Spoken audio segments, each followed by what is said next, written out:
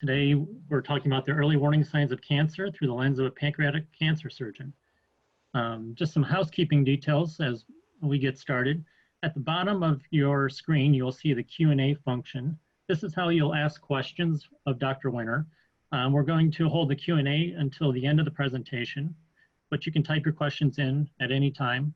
You may get some answered during the talk, but other questions can be answered at the end. To let you know, this session will be recorded and an email will be sent probably next week at some point when we get the recording posted on our website. Anyone can go back and watch the video. You can share it with your friends and family as well. When you do submit your questions, there is a button that you can click to be anonymous if you so choose. So I think that covers all the housekeeping details. I have the pleasure of introducing you to Dr. Jordan Winter today. Dr. Winter is the Division Chief of Surgical Oncology and a Clinical Associate Professor. He is the Chief of Surgical Oncology at University Hospitals Cleveland Medical Center and the Director of Surgical Services at Seidman Cancer Center. Dr. Winter is a nationally recognized board-certified surgeon with special interest in medical and surgical management of pancreatic and related cancers. In addition to being a highly skilled clinician, Dr. Winter is a leader in translational and basic research. As director of Winter Lab, which is funded by the American Cancer Society and the NIH, he is at the forefront of investigational efforts to find alternative treatments for pancreatic cancer. Dr. Winter's impressive educational background includes an undergraduate degree from Princeton University, a medical degree from Weill Cornell Medical College in New York, and after completing general residency at Johns Hopkins Hospital in Baltimore, Dr. Winter further honed his expertise at Memorial Sloan Kettering Cancer Center in New York, where he completed a 2-year fellowship in surgical oncology. Dr. Winter uses a unique blend of science and compassion in his approach to healthcare and has dedicated his career to helping patients who face the most challenging cancers. Without further ado, please welcome Dr. Jordan Winter.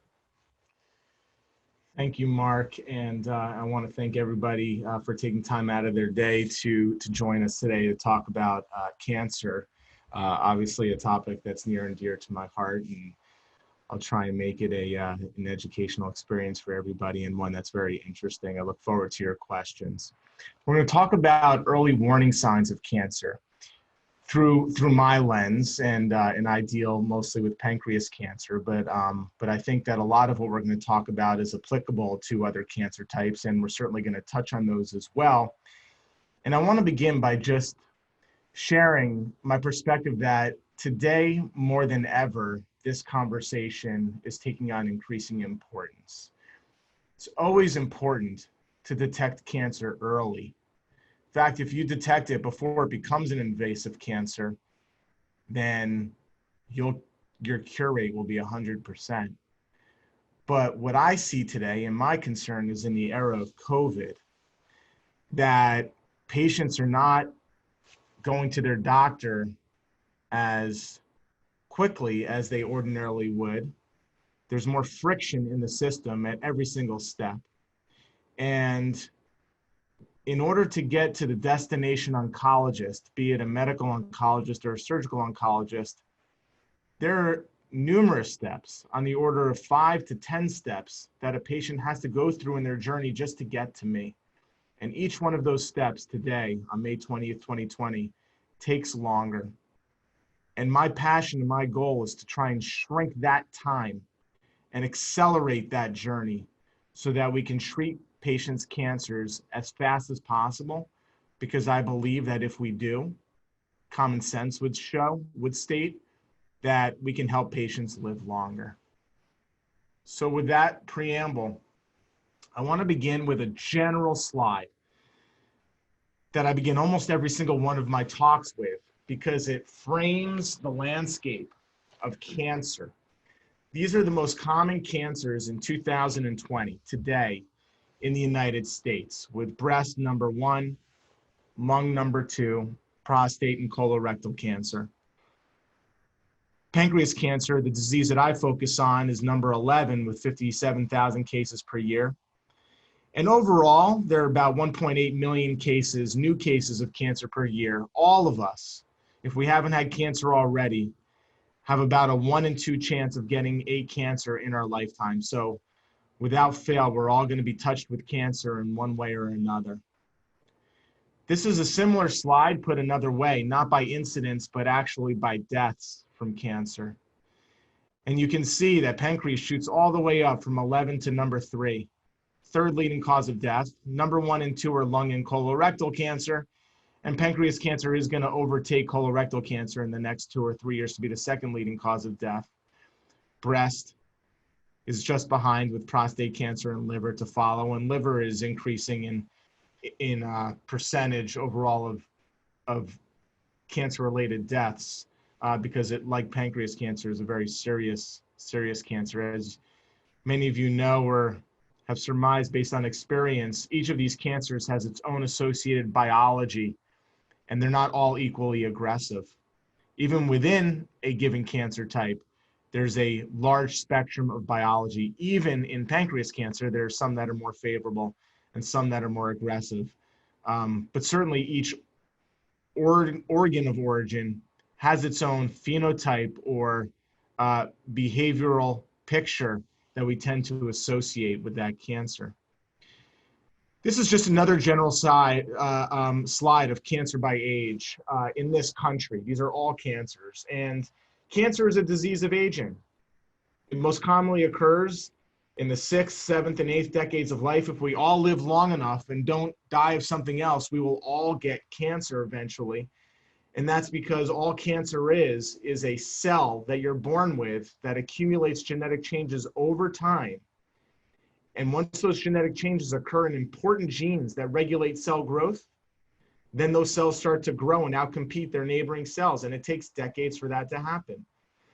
So over 90% of all cancers occur in people over 45 years of age. And that's an important epidemiologic point, because in trying to figure out who's at risk for cancer, age becomes an important descriptive factor that we integrate into our risk assessment. So early signs and symptoms of cancer. These are the 11 most common cancers that I listed on that earlier slide.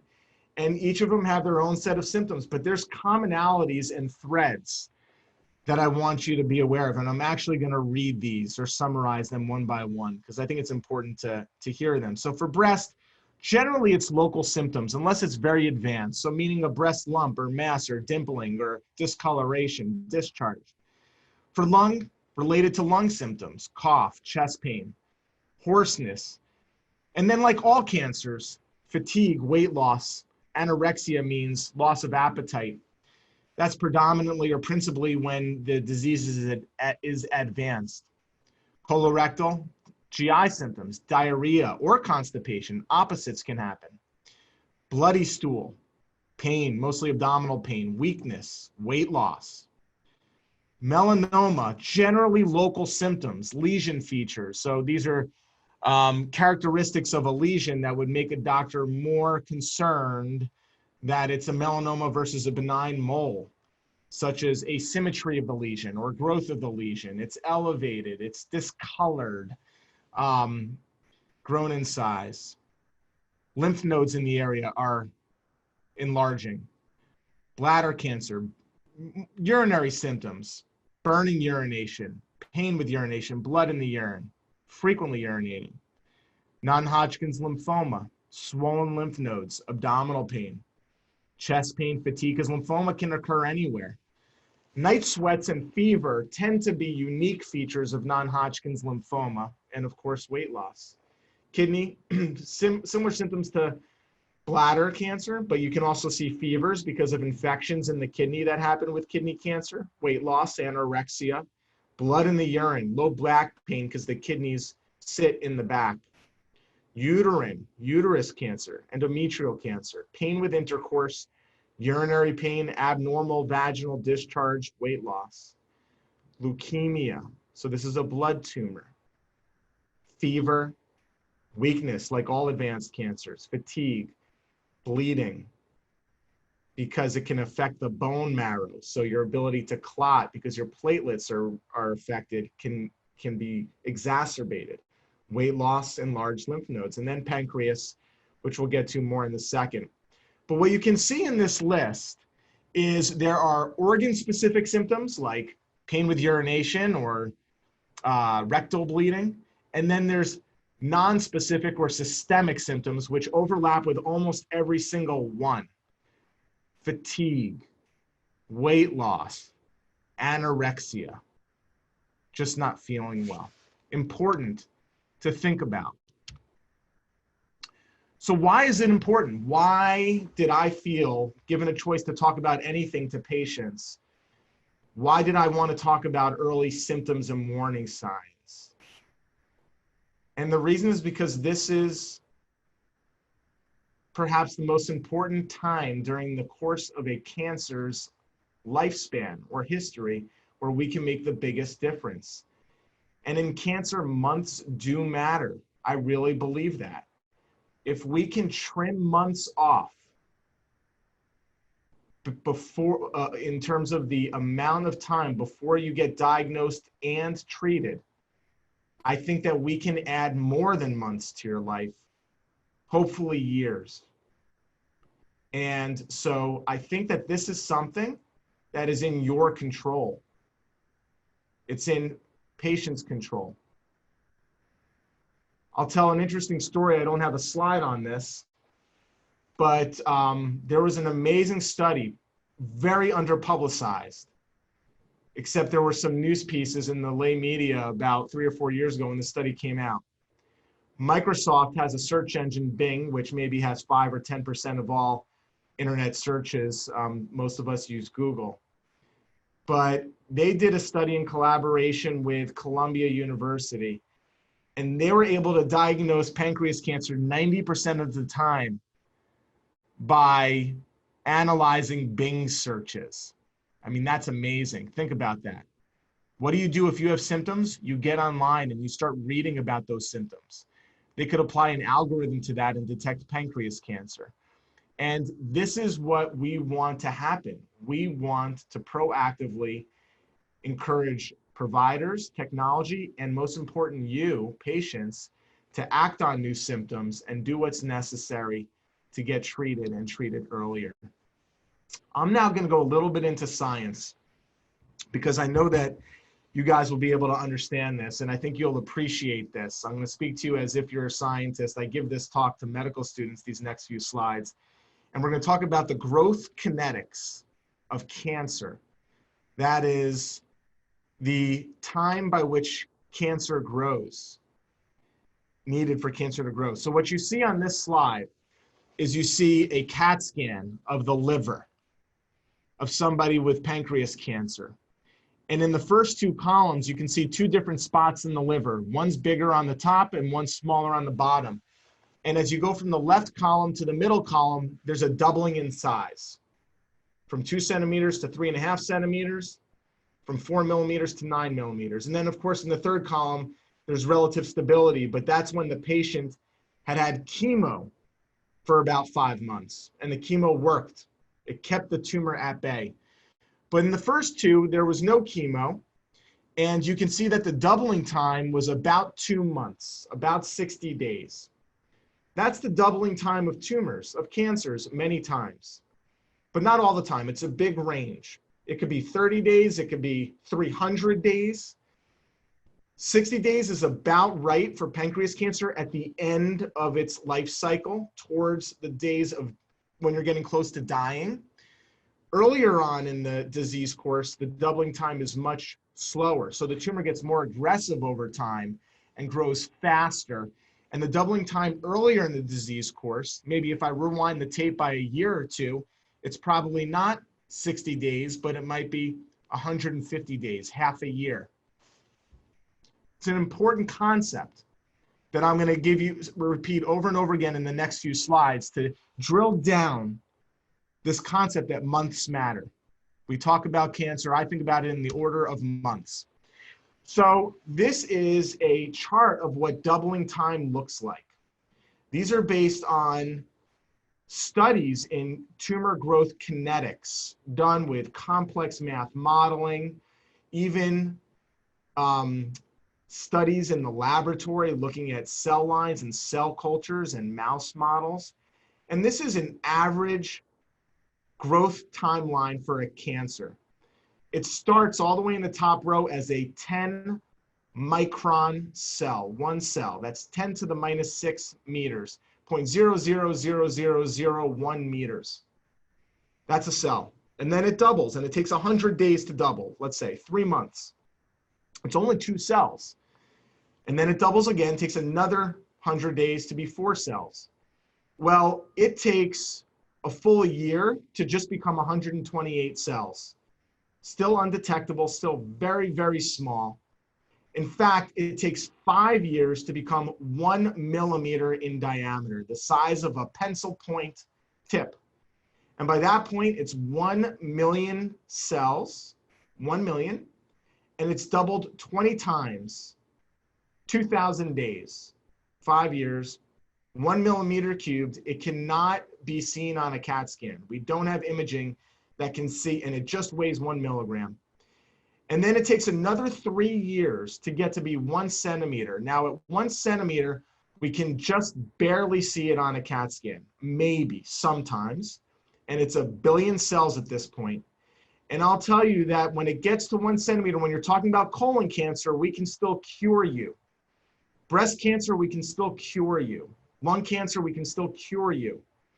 Pancreas cancer, we really can't cure you once it hits 1 centimeter in size. Now, 1 centimeter is about the size of a walnut. And as I said, our CAT scans are not good enough to see it. But that person that has a tumor that size for pancreas cancer where we can't cure you, that person's about 2 or 3 years away from dying. So it matters if we can detect it 3 months, 6 months, 9 months earlier. It becomes very, very important. It's going to become more important as we talk a little bit further. Now I'm getting a little deeper into the science. This is going to be a little bit more fun. You'll get a little bit confused here, but that's okay. I'm going to try and emphasize the big concepts. This was a study published in our top science journal by a friend of mine now 10 years ago in Nature. And what she did is she mapped the lifespan of a pancreas cancer through mutations. As I said, every cell in our body accumulates these genetic changes over time. Just by dividing, we develop changes. Just by walking out into the sun or inhaling secondary smoke, genetic changes happen in all of our cells. Usually they're passenger mutations. They're irrelevant. They occur in junk DNA with no biologic consequence. But when they occur in the middle of a gene that matters, it can change the biology of that gene and start flipping it into a higher growth rate. And if that happens over and over again over years, now you have a cancer. And what she did is she used these genetic mutations, she measured them in patients in autopsies, in patients who died from pancreas cancer, and she looked at them in their primary pancreas cancer and in their disease that spread to the liver and other sites. And she measured all the mutations, and then she did mathematical modeling to look backwards and use those mutations as a molecular clock to estimate how long it took for those pancreas cancers to develop. And what she found is it took, as I showed you on this previous slide, 10 years or more. How long have I had this cancer, doc? The answer is years, years and years and years. We've only known about it for 3 months, but it's been growing in you for many years. And she divided it into 3 intervals, 3 segments. The first big segment is just acquiring mutations that are just preparing it to start growing a little bit faster. By the end of that cycle, that T1 cycle, at that T1 point, it has all of the mutations that are the driver mutations in that cancer, in the important genes. Then there's a shorter interval where they're accumulating more mutations, and that's when you get these different niches of tumor that look a little bit different. They all have the same driver mutations, but they all have unique mutations as well. So that when we look at metastases, those mutations started to accumulate and diverge at that early stage.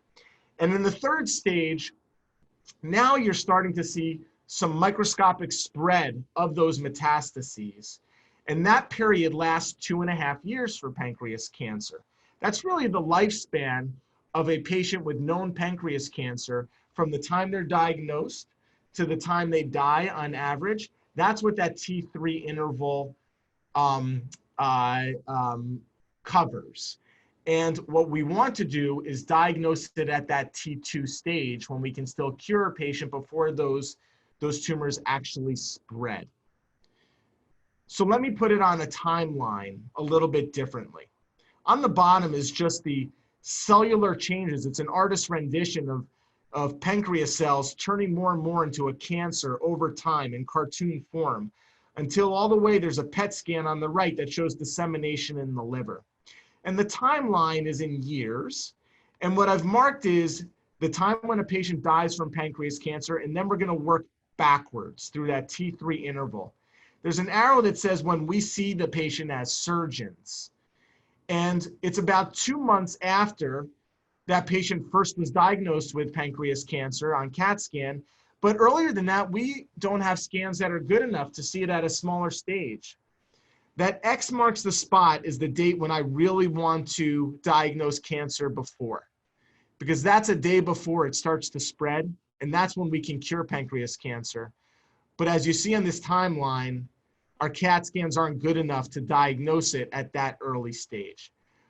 But what is the time interval between the time we do surgery and that X marks the spot? It's somewhere between 8 and 18 months. We need to get better by 8 or 18 months to make a major, major difference and convert non-cures to cures. Technology will do that one day. But the point here is, again, months matter. We don't want to leave any months on the table for the cancer. We want to take off all those months as much as we can. Here's another graphic to illustrate this point. PANIN is an abbreviation for pre-cancer. In pancreas, all cancers have different nomenclatures that describe pre-cancer, and they come in stages, PANIN 1, 2, and 3. It actually stands for pancreatic intraepithelial neoplasia. Neoplasia means tumor. So with my arrow, I'm pointing to tumors, but there's no invasion into the surrounding tissue. But by the time you have pancreas cancer all the way over here, you have different spots now, and you have little invasive foci, areas of invasion throughout that didn't exist in the PANIN stage. We want to diagnose pancreas cancer before it turns into a cancer at the PANIN 3 stage, where all of these will turn into pancreas cancer in about a year or two, and we will cure everybody and overtreat nobody. If we're treating patients at the PANIN 2 stage, we will cure everybody but overtreat a lot of people. And there the treatment can, and the balance favors watching, and the treatment there is worse than the actual disease. We'd rather wait some time, but we don't have tests that are good enough to find it at the PANIN 3 at this point. But again, months matter. There's about 8 months in this interface when we can make a huge difference. So before we get into symptoms, and we're going to talk more about how we can leverage this information for pancreas cancer to make a big difference, I want to illustrate to you how months matter in the normal course of treating patients with all cancer, but I'm going to illustrate this for pancreas cancer. We haven't published these data. We will in the next 2 to 3 months. This is the work of one of our great research fellows, Kevin Sugarmer. And he looked at the time to treatment in patients with pancreas cancer in our system. And we're using T intervals in a different way here. So I'm defining them. And the easy way to understand what I mean by T1, T3, T4 is just look at the words over here. So T1 is the time that you have symptoms. And on average, it takes 8 days. This is in days. 8 days before a patient reports symptoms and they see their doctor. 30 days on average, 50th percentile. A month before they have symptoms and they see their doctor. It takes another 6 days on average before that doctor makes a referral to a specialist, another week before that specialist makes a tissue diagnosis, and then another 3 weeks before treatment is started. And overall, that takes about almost 3 months for all of these things to add up. So this is how long it takes the average patient, which is acceptable. 3 months is a long time for me, but actually, nationally, that is acceptable. The problem is when we speak with averages, is that means that 50% of patients are not getting an acceptable time to treatment. 50% are above that. And by the way, I'm not even happy with that 50 percentile. I'd be happier with that 25th percentile. Everybody should be here. It takes less than 2 months to get to treatment. But look at these 10% of patients. 90% are better than this, or 10% are worse than this. It takes 5 months before they see a doctor. It takes another month and a half before they get referred. Another month and a half before they get diagnosed. Another 2 months plus before they get treated. And you add that all up, almost a year, 8 months that they've been, what did I say was an important, could convert a cure to a non-cure? 8 months. So months really do matter. We need to trim each of these. And I believe that this number right here, the one that you control, is an underestimate. We're only figuring this out from looking retrospectively or backwards in medical records, where a primary care doctor says the person describes weight loss or has had pain for 2 weeks. Do they really know that? Has there been more subtle changes that have lasted more than that? Probably. So there's opportunities for us to get diagnosed earlier. The biggest area of impact is the one that you actually control. That's symptoms. So this summarizes why it's important. And it's not just to convert a non-curable situation to a cure. That would mean finding it here and detecting it here, and now you're cured. That's the holy grail. That's the best case scenario, and that's our goal. But we can help people in other ways too. What if we change it from, instead of diagnosing it here, we diagnose you here? We increase the lead time from stage 4 to stage 3, or stage 3 to stage 2. That can have a dramatic impact.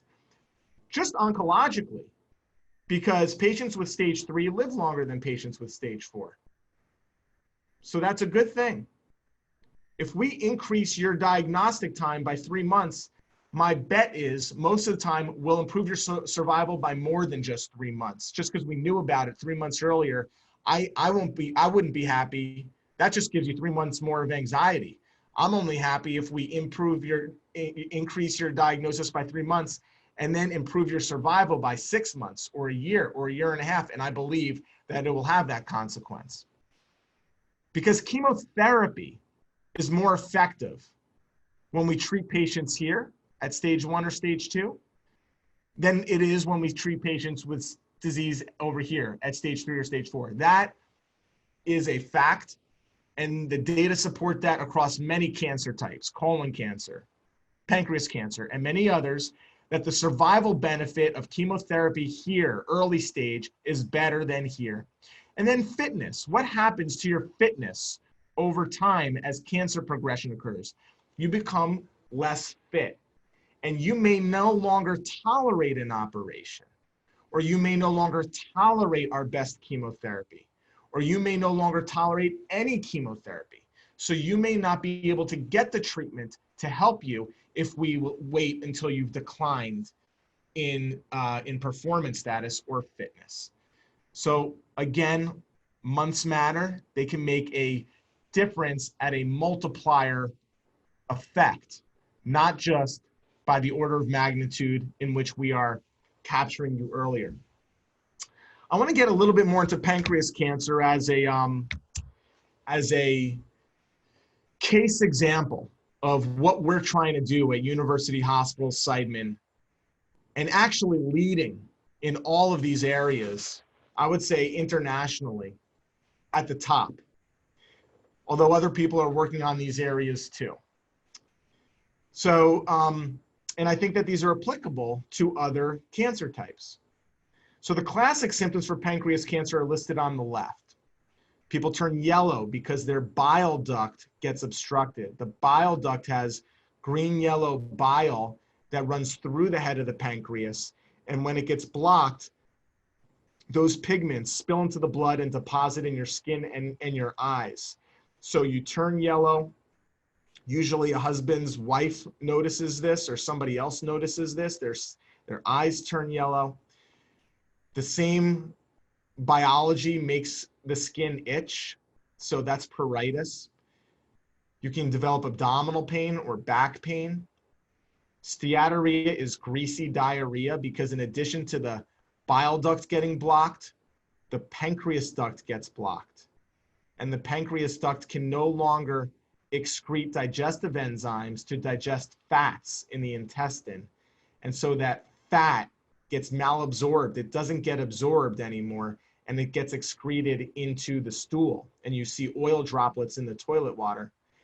Anorexia and nausea. So anorexia and nausea are nonspecific. You see that with a lot of cancers, especially anorexia, which is loss of appetite. But these three syndromes in green on the right are really important. They're underappreciated, underdiscussed, and they are the early tip-off of pancreas cancer that we need to pay attention to. Unintentional weight loss, diabetes, and depression. And I want to talk about all three of them. So weight loss is the most interesting, compelling, intriguing, and exciting. And on this viewing with you right now is another one of our talented residents, JJ Hugh, who's a surgery resident at University Hospitals and Case. And he's about to publish 3 papers on weight loss and cancer. And what he has shown is that it's extremely common.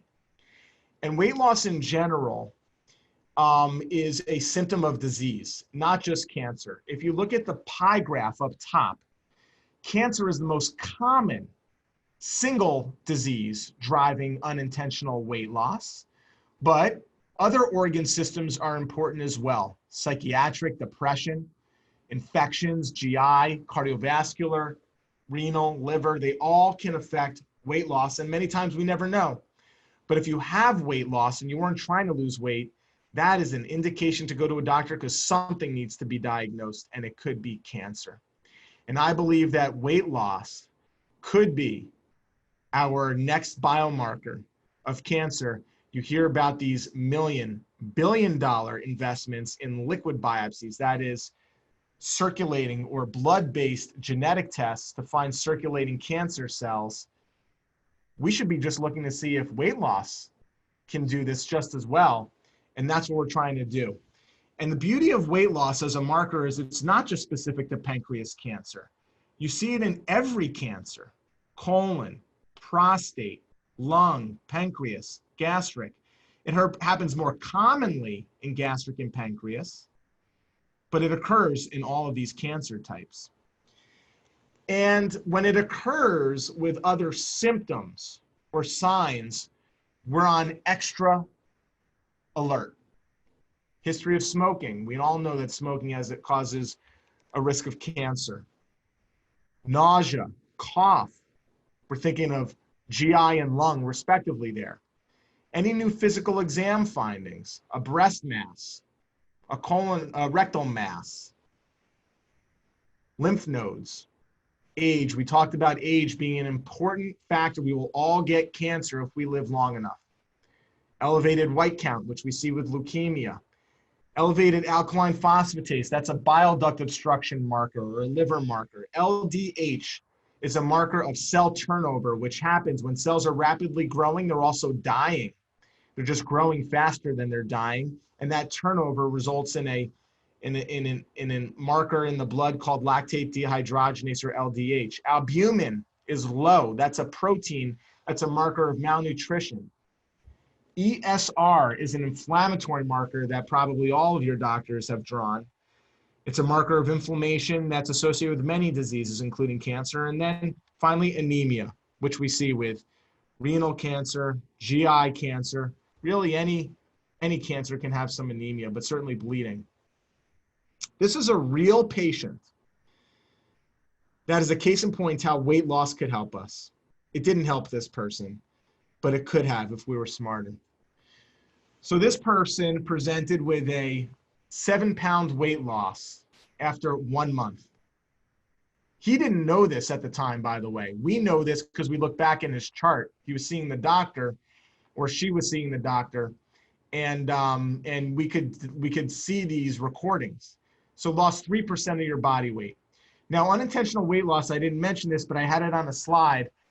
We define it as greater than 5% of your body weight. So if you weigh 160 pounds, that's an 8-pound loss. If you're 100 pounds, a light woman, that is a 5-pound loss over a 6-month period of time, sustained. So this person had unintentional weight loss, 9% of their body weight, in this case, 21 pounds by 2 months, but not diagnosed. Fast forward to the diagnosis of pancreas cancer, 27% of their body weight lost, 60 pounds, 250 days later after this, but 300 days later after time equals 0. So even if we're going to be conservative, that's 8 months. Is there anybody who doesn't think that that could have made a difference? I'd be very hopeful that that could make a difference. 8 months lead time of diagnosing that. So when we look at our patient population, as JJ looked at this, he looked at patients with pancreas cancer in our system, 400 pancreatic cancer patients, and an increased number of control patients that didn't have cancer or pancreas cancer. And he found out, now these are all UH patients, so they're not the healthiest. There are some very healthy patients in this group, but there are a lot of patients seeing their doctor because they have a complaint. So this control group shouldn't reflect the general population. It's a hospital population that doesn't have pancreas cancer, and on average, there's a 3-pound weight loss. But this is not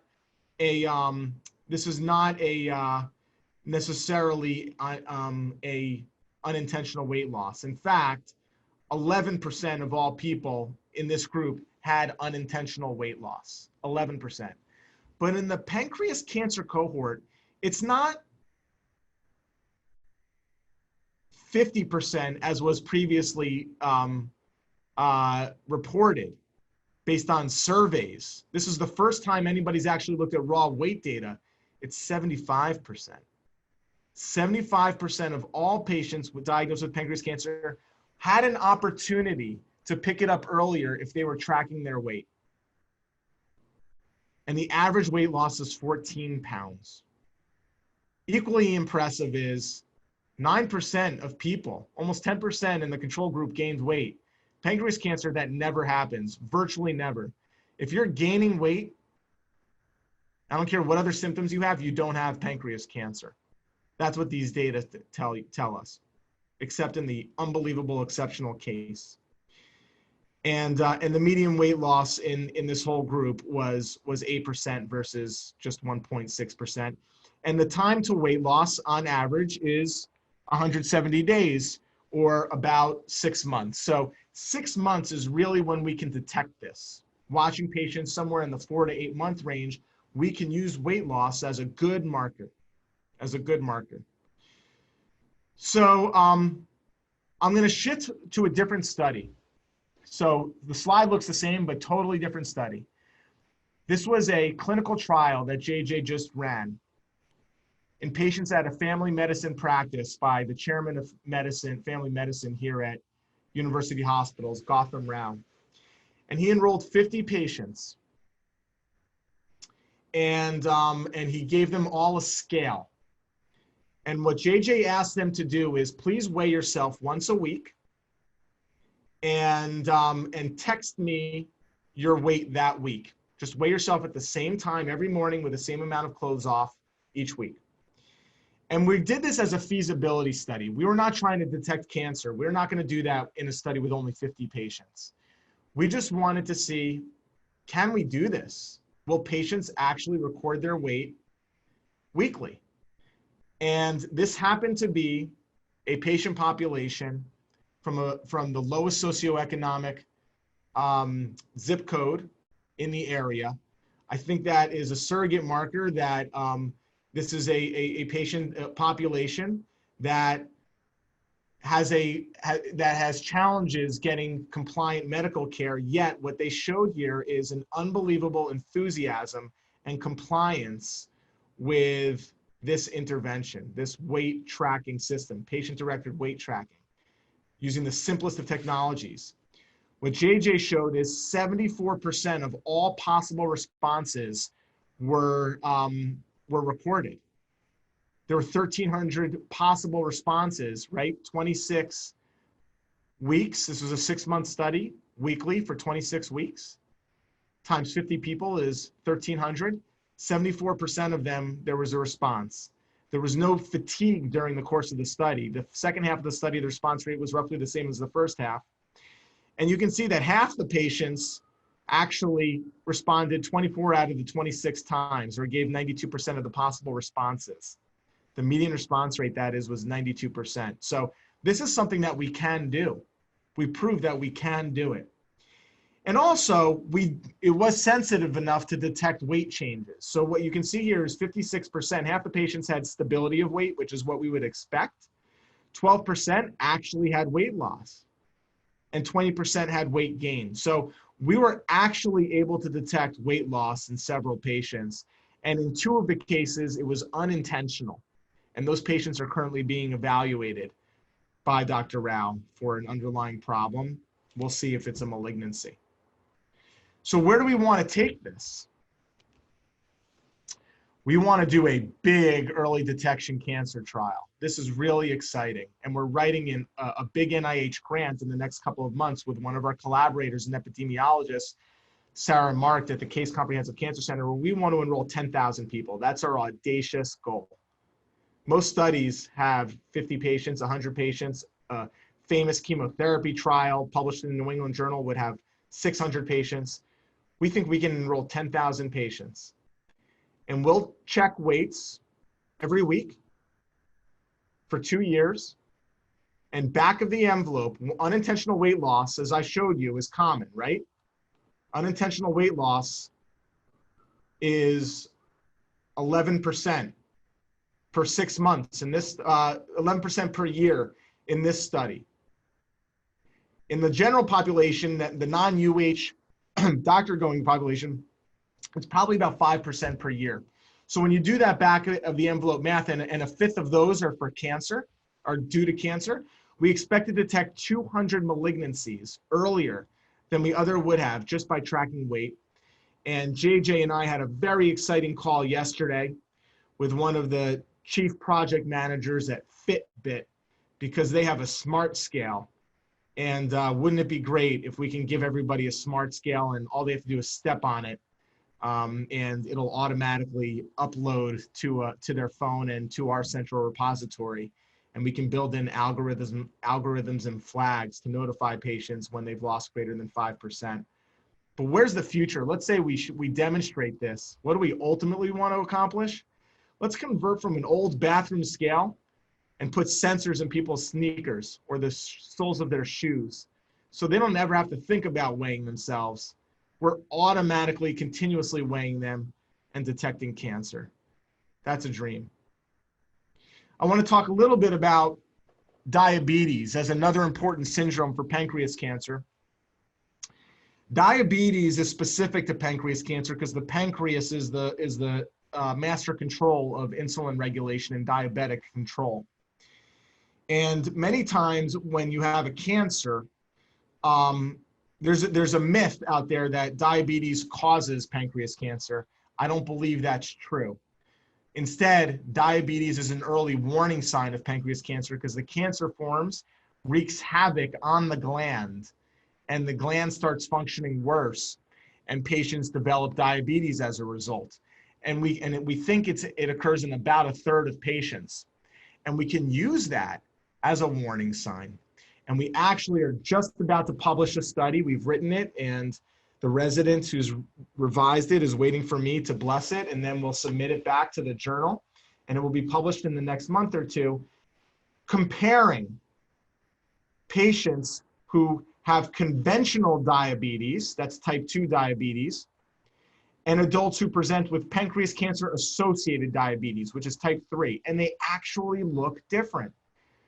We tried to capture that difference in this study. We compared patients in both groups.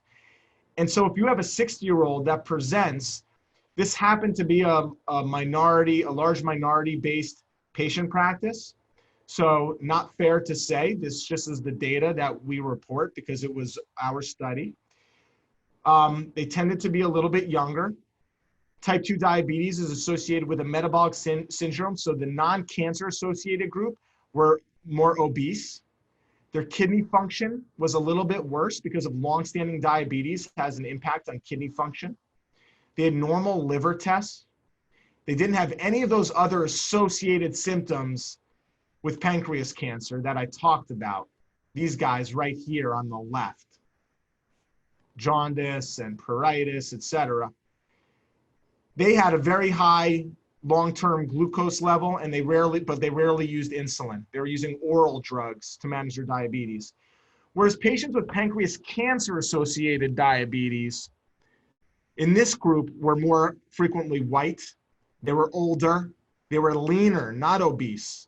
They had normal kidney function, they had abnormal liver tests, they had other symptoms associated with pancreas cancer, and they were frequently on insulin because it was short-term exacerbation. All of a sudden, their diabetes got worse, or they had new onset diabetes. So there was a more punctuated change, and their doctors started them on insulin. This, in the conventional diabetic world cohort, it's a gradual decline in sugar control. So by looking at the picture, can we put patients in buckets and say, I'm worried about you. We need to start working this up more closely. And finally, depression. This is something that during my training, I did not know was associated with pancreas cancer. But we all should know that. In fact, depression is higher in cancer than non-cancer. It's probably about 6% risk lifetime in someone without cancer, but about 15 or 20% in cancer patients, but it gets up to about 40 or 50% in pancreas cancer. But we all should have known that. This was a description from 1931 from a case series of 4 patients by a neurologist in Philadelphia. And he described this, he wrote this paper called Nervous Symptoms as Earliest Manifestations of Pancreas Cancer. A previously healthy man, aged 56, complained of backache, anorexia, general weakness. We described those symptoms, didn't we? And fatigability, these non-specific symptoms, and especially insomnia, anxiety, and depression. These are all neurocognitive. The case was diagnosed as neurasthenia and spondylitis because of negative objective observation. So delayed diagnosis, in other words. In the course of 3 months, months matter, the emotional disturbances were gradually replaced by nausea, vomiting, and other gastric symptoms, and by X-ray evidence of a pyloric tumor. At operation, it was found to be pancreatic cancer. May 16th, 1931. What's interesting is the depression preceded the diagnosis of pancreas cancer.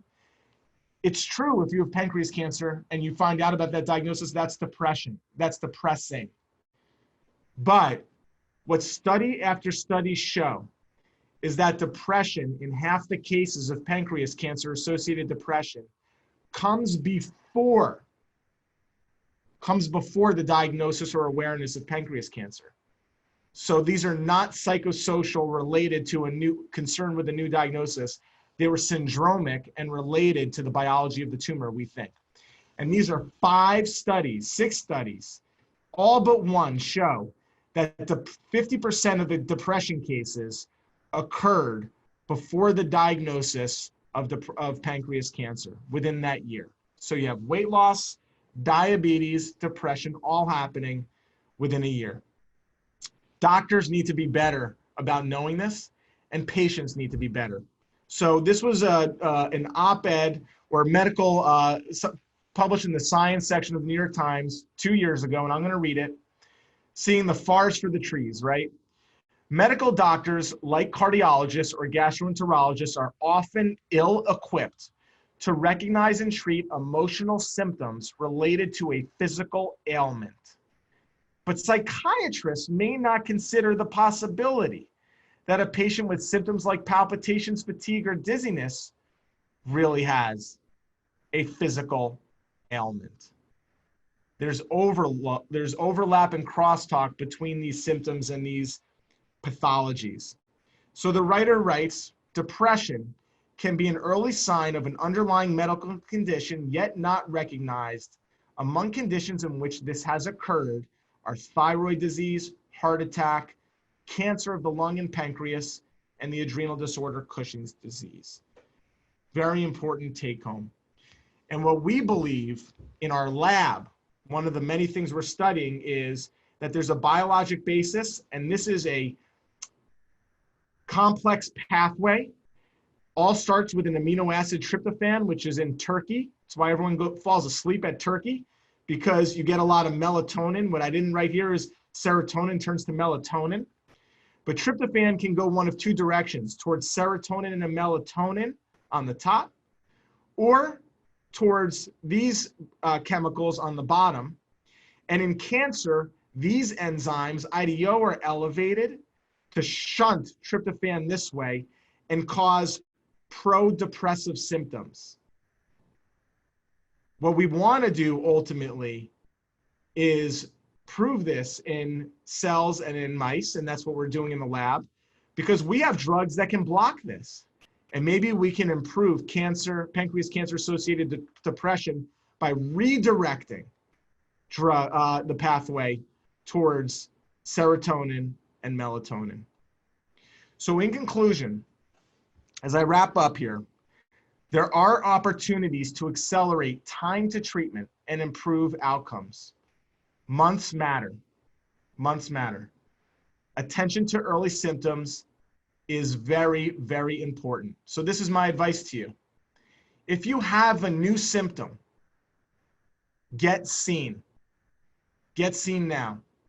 And in the era of COVID, it's harder because people are less resistant to going, or more resistant to going to a doctor. There are more people dying at home in New York from heart attacks than ever before. And I know that that's happening for cancer. We just don't have those data back. Cancer mortality has decreased over the last 2 or 3 years. I'm worried that in 2020 and 2021, cancer mortality is going to increase as people present at a more advanced stage. We won't know that until 2023 or 2024 when those data are in. But get seen. Do it virtually, do it in person, do it virtually. After you are seen, the workup may be negative. You are not cleared. You must follow up again soon, because time is our ultimate diagnostician. And I want that time to be as quick as possible, not delayed. And weight loss. Depression and diabetes too for pancreas cancer, but weight loss is a major, major sign that warrants more attention. Thank you. I put my email up here. This is all going to be online. Anybody can email me anytime. I also have a podcast that I do with my colleague scientist, Jonathan Brody at Thomas Jefferson, where we put out a new podcast every week about pancreas cancer, which I encourage everybody to look up and listen to and give us feedback on. Thanks, and I think that there are some questions, and I'm happy to do my best to answer them. Thank you, Dr. Winter. Yes, we'll get to some of the questions that people have submitted now. And if you have further questions, using the Q&A function at the bottom of your screen, you can submit those for Dr. Winter. Our first question is, please discuss the significance of pancreatic branch duct IPMN. How concerning are they? Branch duct, so IPMN, intraductal papillary mucinous neoplasm, are pancreatic cysts. They're actually tumors. And just as I made a statement before that if we all live long enough, we will all get cancer, If everybody with an IPMN branch duct lives to be 300 years old, they will get pancreas cancer. The question that we all have to assess when we see somebody with a branch duct IPMN is, will that turn into cancer in the patient's lifetime? And the large majority of these will not, and we can follow them. We've become better, not perfect, but better at risk assessing these side branch IPMN and determining whether we need to take them out or whether we can follow them. And as I said, 90% plus we follow, but 10% or so we decide need to come out. And so we follow them with MRI generally every 6 months or every year. And it's just important that you're in a cyst clinic like we have here, where they're followed by a specialist who can help manage those according to best practices. And that is equipped to make sure you're not lost to follow-up. Great. Our next question is consuming more alkaline foods to balance the pH in the blood helpful as a preventative? It's a great question. Cancer likes acid, so I suspect that's where the biologic rationale comes from. Cancer produces a lot of acid, and so while we may be able to connect the dots on a biologic or physiologic level, I'm not aware of any data that support that premise from a true evidence-based, clinical trial-based discussion. So I would say I'm not aware that the answer is the affirmative. I would say I don't know that to be true. And I'll leave it at that. Okay, our next question is, what is the significance of gallbladder polyps? Are they serious if they are 2 millimeters? No, they're not. Typically, once they get above 5 millimeters or a centimeter, we recommend a cholecystectomy in a healthy, otherwise healthy person. It always depends on a risk benefit on a case-by-case basis. So if somebody is in their 80s and has heart disease and this becomes problem number 12 on their list, we'll just leave it. Generally, they're fine. But there is a risk that they can progress to cancer, a low percentage risk. And as they get bigger, we get more concerned. So usually in a healthy person where they're over 5 millimeters, we'll start to discuss the possibility of taking out the gallbladder. Our next question is, would bile ducts give high bile lab counts? Obstructed bile ducts give high bile lab counts. Blocked bile ducts generally do. But there are many other contributing factors to an elevated bilirubin. That's the lab test that we look at in the blood, and I give a half-hour lecture on how to evaluate an elevated bilirubin, and it could be blood disorders, liver disorders, or blocked bile ducts, so it's very complex. Some basic tests in the blood, as well as some imaging, can help us differentiate all of these possibilities. Next question is, in what stage do typical pancreatic cancer systems show up? What T stage? What T stage? So T2 is 2 to 4 centimeters. And the average pancreas cancer that we remove is 3 centimeters. So most resectable pancreas cancers recur at the T2 stage. T3 is greater than 4 centimeters. And T4 is invading other organs. So probably half of all pancreas cancers occur at the T3 or T4 stage. Most of the pancreas cancers that we remove occur at the T2 stage. T1 is less than 2 centimeters and confined to the pancreas. We unfortunately very rarely detect pancreas cancer at the T1 stage. My mission in life is to turn that number from about 2% of all pancreas cancers to about 60% of all pancreas cancers picked up at the T1 stage. We have a lot of work to do, and hopefully some of the things we talked about today will help us get there. Next question is, would a negative CT abdominal and a pelvic CT scan done prior to a hysterectomy be sufficient testing to delay having a 5-year colonoscopy for another year? The answer to that, best answer I can give is no. The only way to clear your colon is through colonoscopy or through CT colonography.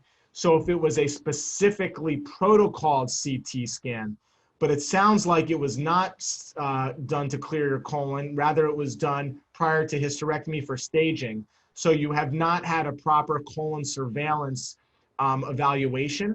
And you would need one that is more direct, either colonoscopy or CT colonography within the recommended surveillance time frame for colon cancer screening.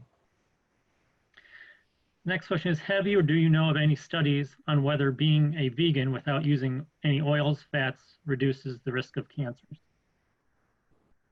I'm not aware of any studies. I'm pretty sure that there are no studies that demonstrate that, but that's just because it is a very hard study to do.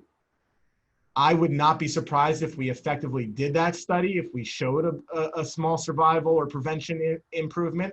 I think a plant-based diet is healthy. I don't follow one, but that's just because I don't have a strong enough constitution, I don't think, to stick to that. But I think that, so the answer is there's no evidence behind it, but that doesn't mean that it wouldn't do that. I think that there's a lot of things in processed foods. You are what you eat, and a lot of things in processed foods and meats. So you can have a plant-based diet too that's unhealthy. But if it's not processed and you don't eat a lot of meats, I think that there are carcinogens in those foods that probably factor in over the course of a lifetime, that in a cumulative way contribute to carcinogenesis. So it's an important area of research, and we don't have, I think, more to come on that one. Next question is, how predisposed to pancreatic cancer am I if my maternal grandfather and paternal grandmother died of this disease? You're probably not any more predisposed than I am, and neither of my grandparents died from pancreatic cancer. We describe familial pancreatic cancer as having 2 first-degree relatives. Neither of your grandparents are first-degree relatives. These are siblings, children, or parents. That's it. You need to have 2, and then it's familial. If you have had 1 first-degree relative, you might have a 2 or 3-fold increased risk. So instead of a 1.5% lifetime risk, you might go up to 3 or 4%. But even 1 does not put you at a familial category. So having 2 unrelated second-degree relatives maybe gives your lifetime risk, and I'm just spitballing this from the air. Instead of 1.5%, maybe you're at 2% or 2.5. I would not recommend any change in your surveillance or watchfulness for pancreas cancer than anybody else, or for any other diseases in your specific case. I'm not concerned. Our last question is, which is more effective in pancreatic cancer follow-up surveillance, PET scans or CT scans? CT scans. PET scans are not the norm. I am aware that many oncologists in the community use PET scans. They're way more expensive, but they've never been shown to be any better or more effective than a CT scan of the chest, abdomen, and pelvis. So that's what we use. That concludes our questions. Dr. Winder, any closing statements, and maybe you could address people's concerns and the safety protocols to coming into a hospital now if people are experiencing concerns. Repeat that last question, Mark.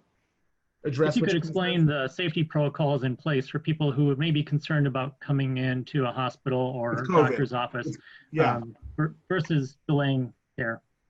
Yeah. So, the hospital is so I'll end with that concept, because I think I got out all the important points in terms of early detection, early symptom notification, and reaching out to your doctors. It is so important. But within the last 2 months, we have gone from a in-person based healthcare landscape and environment to a virtual, digital based healthcare system, not at UH, but around the country. So, and that is never going to change. There is no excuse to not see your doctor. It is safe to come to UH. Everybody wear a mask if you do. Everybody at UH is wearing a mask. I'm not, because my door is closed right now and I'm in my office. But if I walk out of my office, I wear a mask. And I've seen probably now about, just anecdotally, about 97% compliance with that as I walk around. So it is safe, and we are scrubbing our machines and taking every precaution necessary. So don't, at this point, let concerns about COVID deter you from seeing a doctor. But even if there were, schedule a virtual visit, because we can do that very easily and we can do it next day. Okay, Dr. Winter, thank you for your time, and our attendees, thank you for your time today.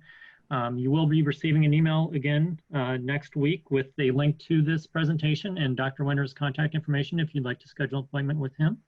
And please do look on our website for more upcoming virtual health talks at uhhospitals.org. We thank you for your time today, and stay safe.